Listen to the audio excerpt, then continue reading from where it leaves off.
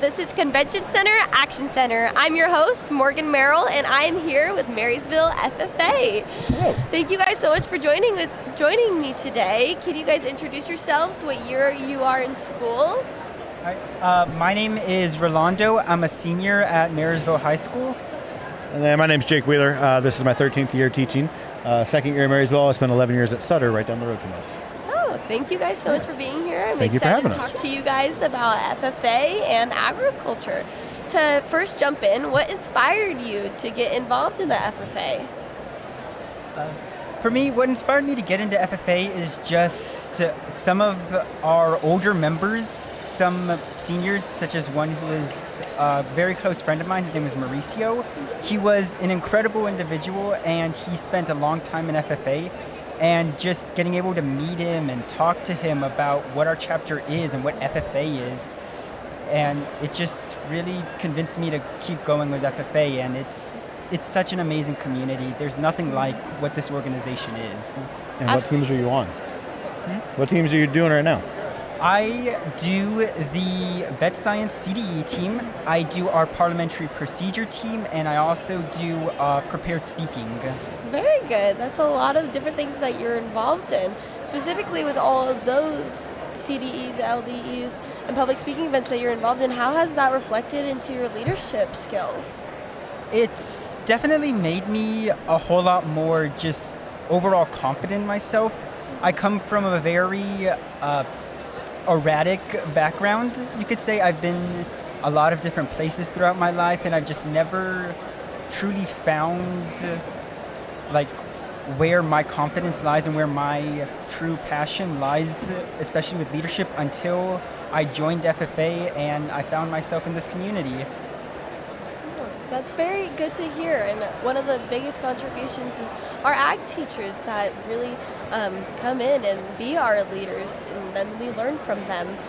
Specifically, what made you want to get involved in being an ag teacher? Well, throughout high school, I was very involved with FFA. I was my FFA president. We tried to get involved with the sectional level and all of those kind of things. But went to college. I'll be honest, I was not going to be a teacher. I was going to go move cows and drive tractors the rest of my life. And then about halfway through, I kind of realized, hey, I think I kind of like that FFA stuff. Probably should go back to it. Had to beg and plead to get into the credential program. Went in, and I kind of never looked back. It's been a blast. Yeah. Trying to get involved as much as I can with our CATA organization, and kind of go from there. Oh, well, thank you for sharing, and I love the story of it. I feel like so many ag teachers are this wasn't originally what I was going to do, but it was kind of more of a calling to be an ag teacher, and we appreciate all that you guys do. Well, thank you. Yes. So with that, what has been your favorite memory within the FFA so far?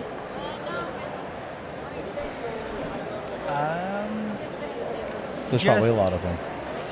Just going to contests, meeting people, and some of the best people I've ever met, some of my closest friends have all been through FFA, and just going to the contest, getting in that van, putting on this jacket has just been an incredible opportunity for me, and it's what makes FFA special. Definitely. The community that is built on the platform of FFA and agriculture has a heritage like no other organization. 100% agree. Yes, absolutely. It's much more than just a classroom thing. It's a life thing. Once you're in it and you see it, it's something that's going to stick with you forever. Yeah, absolutely. So specifically, what does your guys' chapter do to be an advocate for agriculture in your school and your community? Okay, our chapter is incredibly involved with almost everything. Every Tuesday, Wednesday, and Thursday, we have our ag leadership class at 7:10 a.m. And there's 54 voluntary kids that show up to that. Yeah. It's not required. 7 a.m. 54 kids show up at 7 a.m. wanting to do our ag leadership class. That's amazing. Yeah. And we just put in our time every day at 7 in the morning just to talk about and plan how our chapter's going to benefit our community, how we're going to give back to our community because they've given us so much, and how is our chapter going to spread the word about agriculture and FFA and what we are. What are some events that you guys are going to be contributing to in the next couple of months? Well, in, I believe, 2 months is our Bingo Booster Bonanza Dinner. It's a massive fundraiser that we do with our community just to raise money and give back to our members who have given so much of their time and their high school careers to FFA, and just keep giving us and our members opportunities and chances to go the next step in this Blue Jacket in this FFA. Absolutely. So, looking ahead, what's something that is exciting for you that you see your chapter doing as you guys are constantly growing?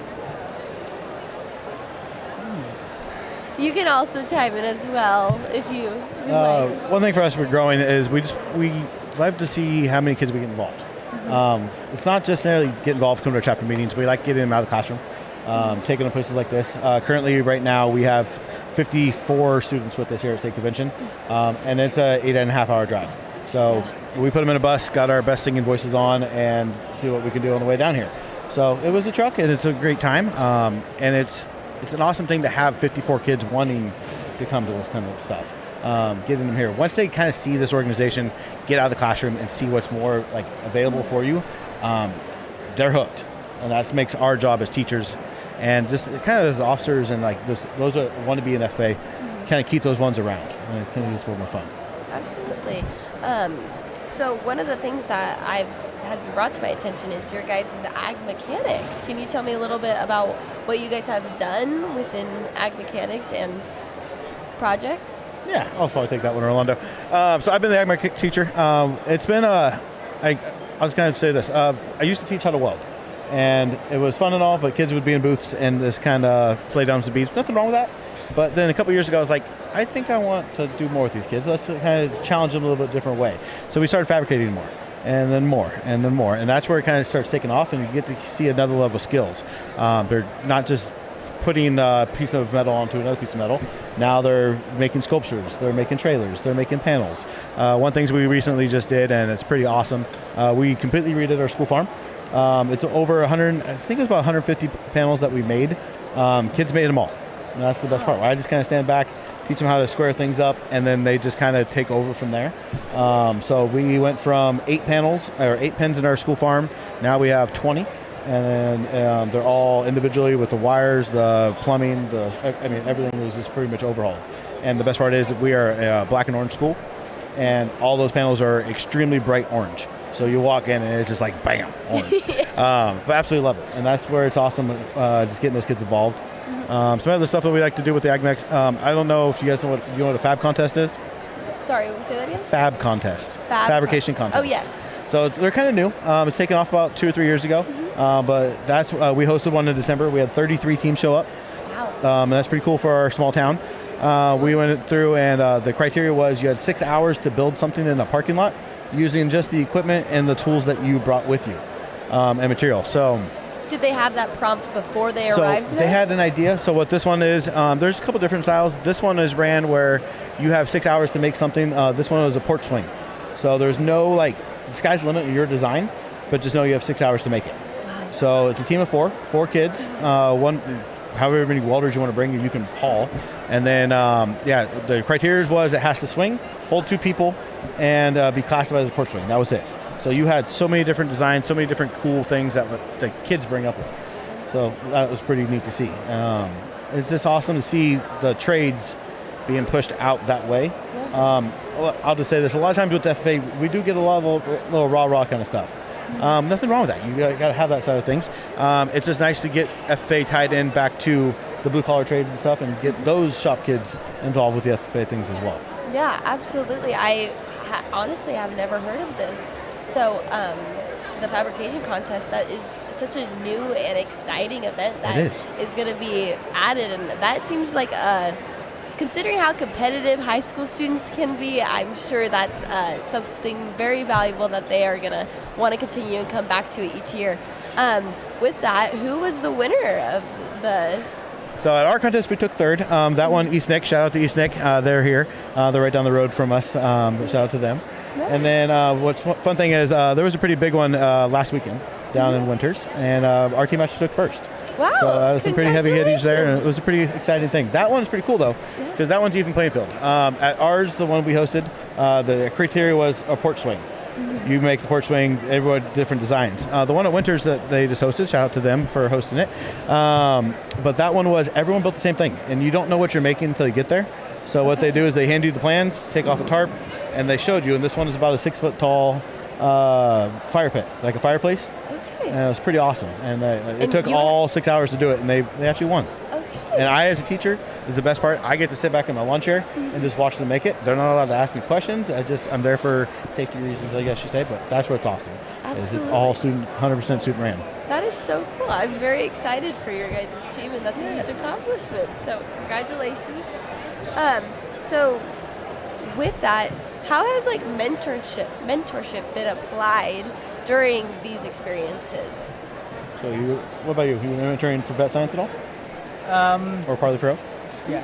As far as mentorship goes, I've been doing like my vet science team for 2 years, and I've done prepared for 2 years.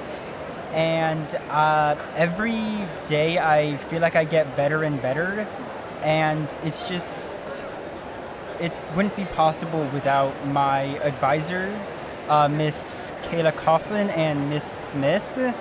They're two of the best teachers I have ever had, and they just always are always pushing me to try harder, do this, see if this needs work, and it's just always their constant feedback and their constant words of advice and inspiration. It just helps me continue to improve every day and feel like I can do this. I can get better. I can win this contest. Yeah. And it's gone really well. Our team recently placed 4th overall out of 17 teams from all across the state, and they're all amazing, and it just wouldn't be possible without the advisors' mentorship. Absolutely. Our advisors, our FFA teachers have such a strong impact on us and our growth within this organization. And again, thank you so much for being a ag teacher, because you are the reason why a lot of those students are here. Those 54 students rely on you, and that is such a strong thing and connection. So thank you guys both for being here. I was very intrigued about your guys' stories and how FFA has impacted you and your chapter, and I hope you guys enjoy the conference this year. We will. Thank you very much for having us. Yes, thank you. This is the Convention Center Action Center, and I'm Morgan Merrill. See you next time.